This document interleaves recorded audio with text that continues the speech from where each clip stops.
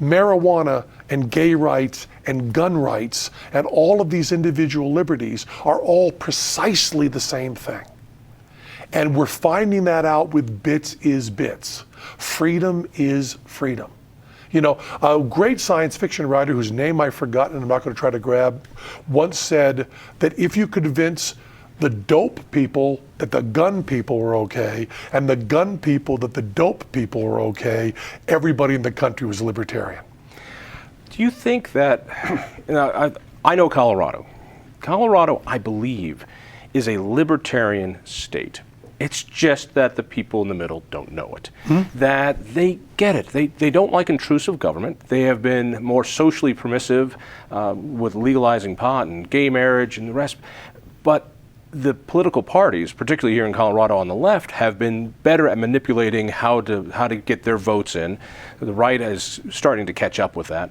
But in the middle, I wonder, are the people in Colorado, in the nation, how many of them are just one good economics lesson away from being libertarian? What we're watching is this wonderful thing happening, which is we're watching the Democrats and the Republicans getting the hell out of the way. They're making themselves completely and utterly obsolete. How so? The Democrats are putting so much money into big government that we can watch cities collapse.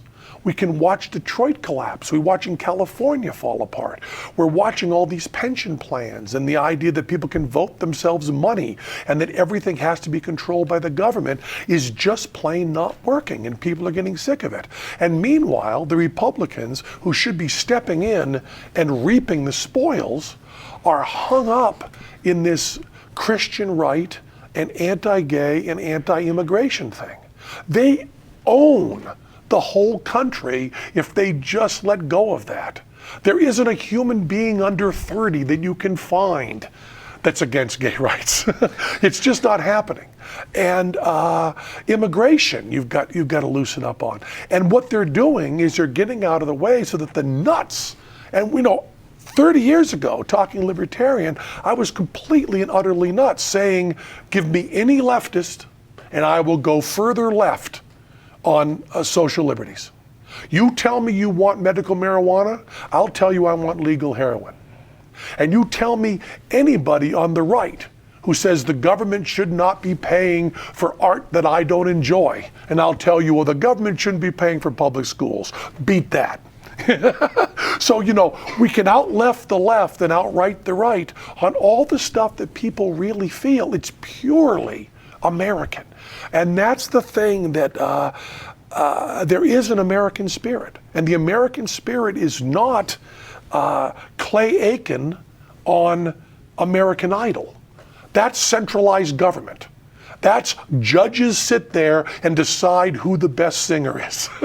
Government, they sit there, they give the people a little bit of a vote, but they sit there and they go, well, you were a little pitchy. Your pitch was a little off, and I'm not sure this is the showbiz way. That is American Idol, and Clay Aiken is socialism in a nutshell. What libertarianism is one word: Elvis. Elvis never did no goddamn talent show. He never had anybody sitting there going, don't wiggle your hips so much. As a matter of fact, when he went on Ed Sullivan said, shoot him from the waist up because we don't want to see his hips move like that. You know what the United States of America said? Well, yes, we do. And they voted with their pocketbooks in the free market and made Elvis a star, and Bob Dylan a star, and Tiny Tim a star, and Jay-Z a star, and Lady Gaga a star, and Eminem a star, and all these people who would never have a moment's chance on American Idol.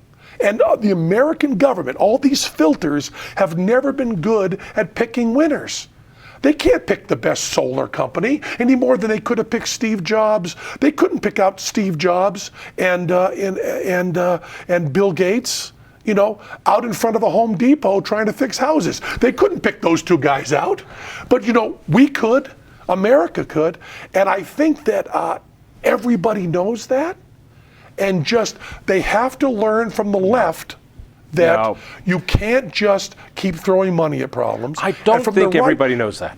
Get the government out of our bedrooms and away from our businesses simultaneously. Just understanding freedom is the same thing. Let me disagree with you. I believe that the output is the same. Absolutely. When we get to choose, everyone wins. But there is a fear. And fear is the driver of government. Fear that we need a security blanket, that somehow a collective is smarter. And by the way, the collective is smarter. Sure. That's why we have markets and winners go up there. But I can't trust that this person is going to make the right decision. So you have liberals who might be right on so many social issues, but they're the ones that say, you know what, we need a minimum wage. We need a minimum wage because you're going to be exploited. And not saying, wait a second, if these two people wanted to get married, you're down with it, but if these two just want to have a relationship, that relationship you want to criminalize.